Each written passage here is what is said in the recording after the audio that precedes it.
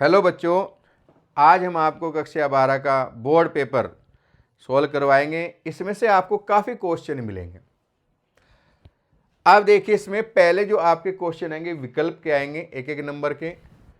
First question देखिए, मान लीजिए समुच्चय n में समुच्चय दिया हुआ है n और संबंध दिया हुआ है a का b के साथ, a बराबर b-2 है और b का मान 6 से बड़ा है। तो हमें क्या करना है, 6 से बड़ा मान यहाँ रखना है।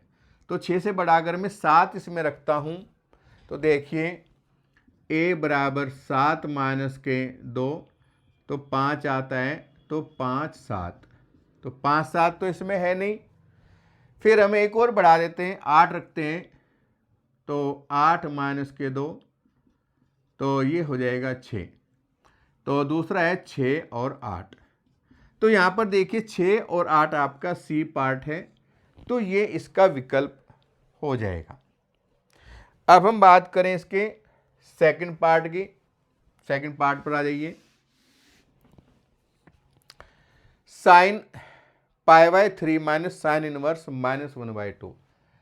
हमारा जो फॉर्मूला होता है sine inverse -x equal to minus sine inverse x होता है।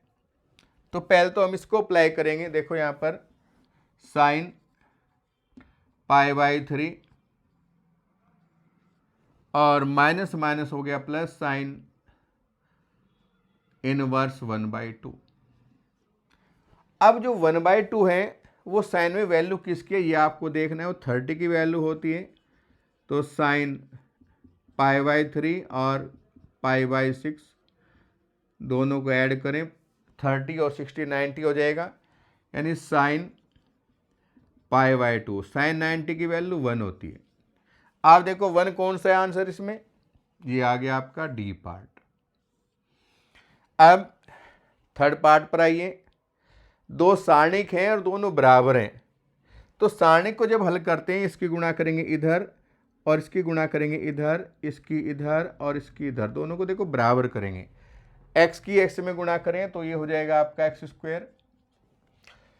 18 दूनी हो गए 36 बराबर ये हो जाएगा 36 माइनस 36। तो 36 माइनस 36 ये तो कट गया आपके, 0 आ गया, इधर है x² माइनस 36। तो x² बराबर 36 है, तो x का मान जब वर्गमूल लेंगे तो प्लस माइनस 6 आएगा। तो ये आपका बी पार्ट हो गया है। अब इसका फोर्थ पार्ट देखिए आप, a प्लस a डैश।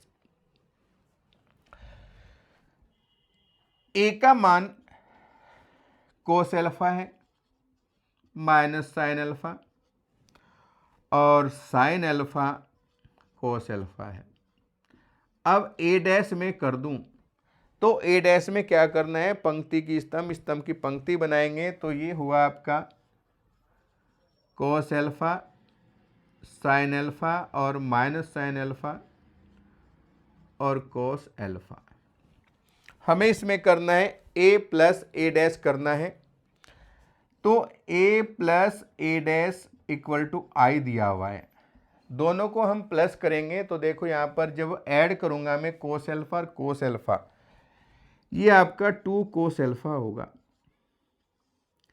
ये माइनस का ये प्लस का ये हो जाएगा 0, ये प्लस ये माइनस ये भी 0 और ये हो गया 2 cos alpha equal to i है, तो i होता है 1001।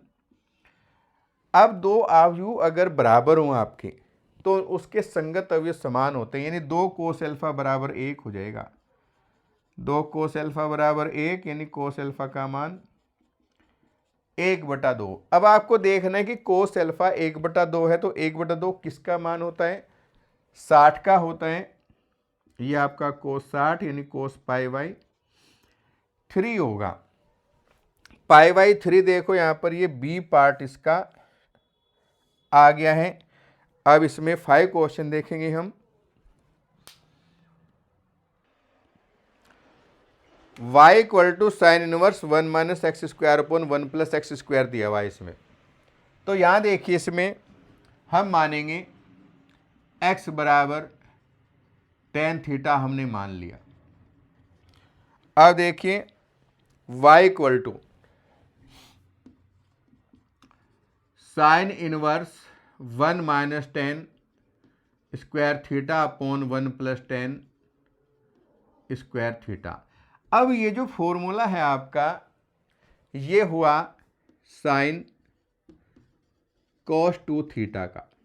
अब यहाँ तो हो गया साइन, अंदर हो गया कोस, तो इसको मैं साइन में चेंज करूँगा तो ये हुआ sine inverse sine pi by 2 minus 2 theta.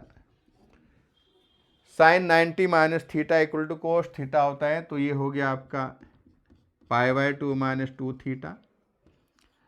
और यहाँ पर हम थीटा की वैल्यू रखें तो theta equal to tan inverse x. अब ये हुआ आपका pi by 2 minus 2 tan inverse x. हमें क्या करना है, डिफ्रेंशिएट करना है, अवकलन करना है एक्स के सापेक्ष। एक्स के सापेक्ष अवकलन किया हमने, तो अवकलन करेंगे तो पाई बाय 2 तो 0 हो गया है।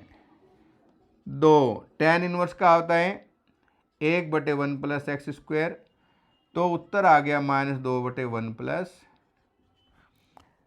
X square. तो ये इसमें आपका बी पार्ट इसका हो गया है -2/1 प्लस एक्स स्क्वायर। अब इससे आगे बढ़ेंगे हम।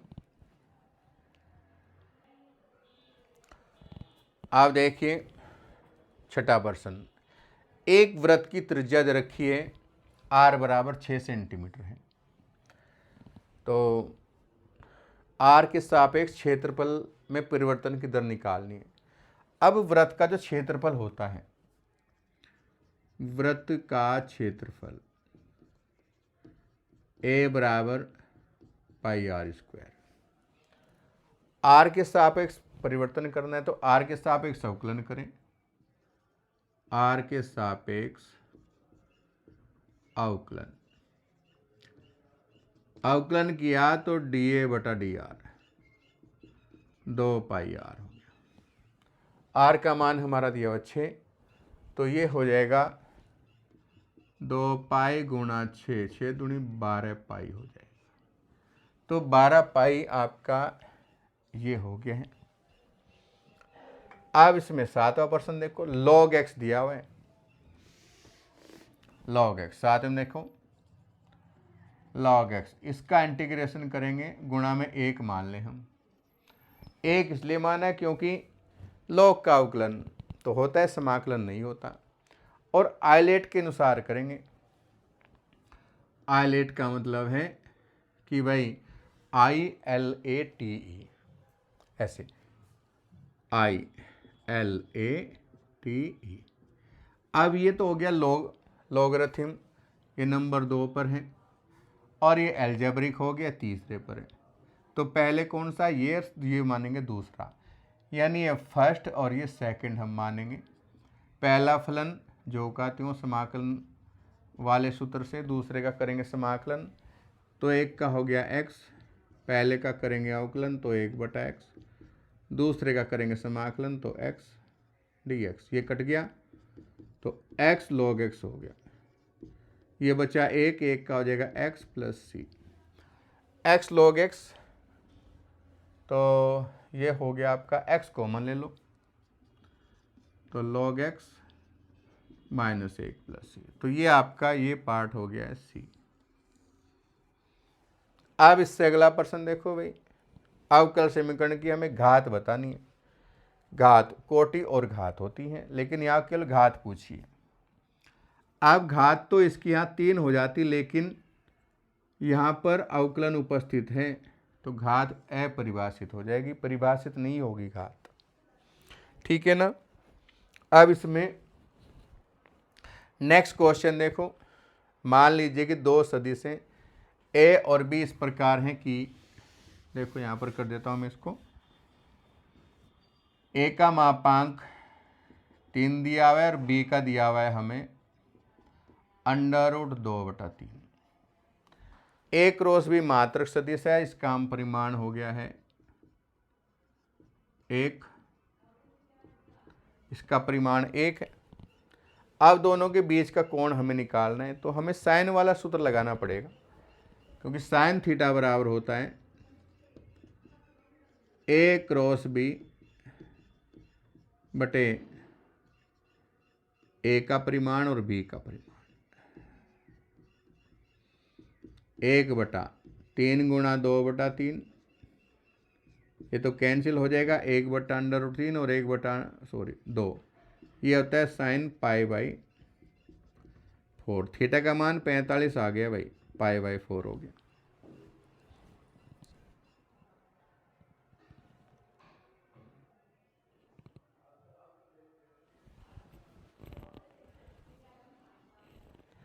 अब इसमें नेक्स्ट क्वेश्चन देखो, यदि एक सरल रेखा एक्स वाई जेड अक्षों की धनात्मक दिशा के साथ कोस 90 कोस 60 कोस 30, देखो दिक कोसाइन के जो सूत्र होते हैं cos alpha cos beta cos gamma होते हैं, तो हम सीधा कर देंगे कोस 90 कोस 60 और कोस 30, ये तीनों हो गए। अब इनके मान लिख लो, कोस 90 का मान तो 0 होता है, 60 का मान हो गया तुम्हारा 1/2 और ये हो गया √3/। तो ये आपका आंसर आ गया है, ये वाला ए पार्ट आपका सही है। अब नेक्स्ट करेंगे हम